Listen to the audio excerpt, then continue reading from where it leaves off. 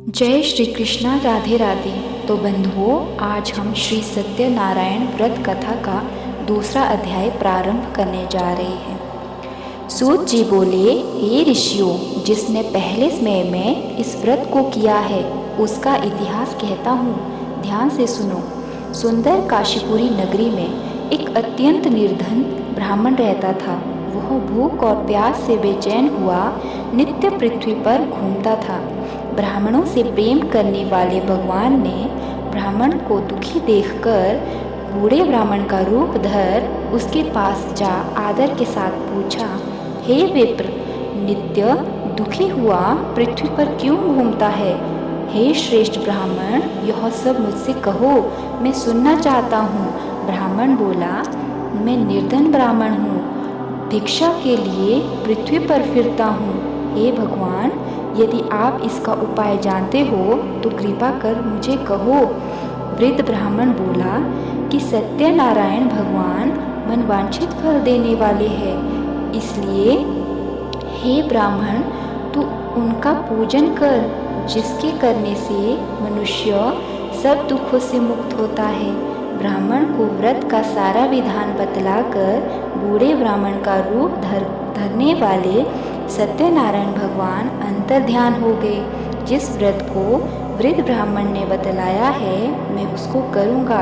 यह निश्चय करने पर उसे रात भर नींद नहीं आई। वह सवेरे उठ सत्यनारायण के व्रत का निश्चय कर भिक्षा के लिए चला। उस दिन उसको भिक्षा में बहुत धन मिला, जिससे बंधु बांधवों के साथ उसने सत्यनारायण का व्रत किया। इसके करने से वह ब्राह्मण सब दुखों से छूटकर अनेक प्रकार की संपत्तियों से युक्त हुआ। उस समय से वह ब्राह्मण हर मास व्रत करने लगा।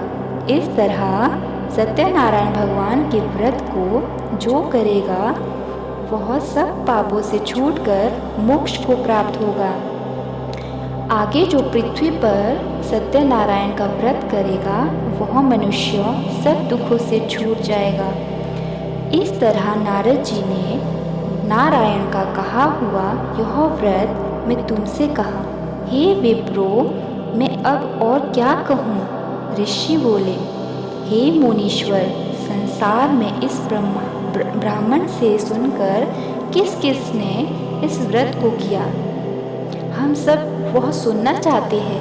इसके लिए हमारे मन में श्रद्धा है। सूत जी बोले, हे मुनियों, जिसने इस व्रत को किया है वह सब सुनो। एक समय एक ब्राह्मण धन और ऐश्वर्य के अनुसार बंधु बांधवों के साथ व्रत करने को तैयार हुआ। उसी समय एक लकड़ी बेचने वाला बूढ़ा आदमी आया और बाहर लकड़ियों को रखकर ब्राह्मण के मकान में गया। प्यास से दुखी लकड़हारा उनको व्रत करते देखकर ब्राह्मण को नमस्कार कर कहने लगा कि आप यह क्या कर रहे हैं और इसके करने से क्या फल मिलता है, कृपा करके मुझे कहो।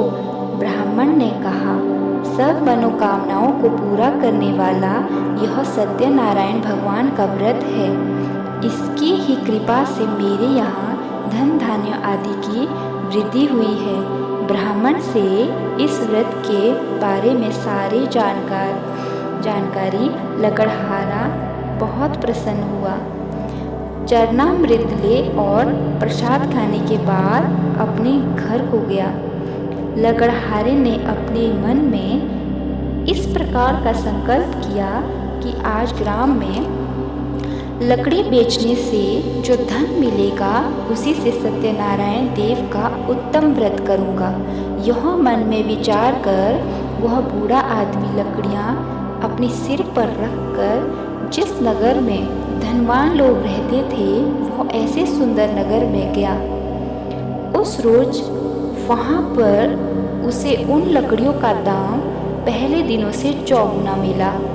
तब वह बूढ़ा लकड़हारा दाम ले और अति प्रसन्न हो पके केले की फली, शक्कर, घी, दुग्ध, दही और गेहूं का चूर्ण इत्यादि सत्यनारायण भगवान के व्रत की कुल सामग्रियों को लेकर अपने घर गया। फिर उसने अपने भाइयों को बुलाकर विधि के साथ भगवान जी का पूजन और व्रत किया। उस व्रत के प्रभाव से वह बूढ़ा लकड़हारा धन, पुत्र आदि से युक्त हुआ और संसार के समस्त सुख भोग कर वैकुंठ को चला गया। तो बंधुओं, सत्यनारायण भगवान के व्रत की कथा का दूसरा अध्याय संपन्न हुआ। यदि आपको वीडियो पसंद आई हो तो चैनल को लाइक व सब्सक्राइब करना ना भूलें। राधे राधे।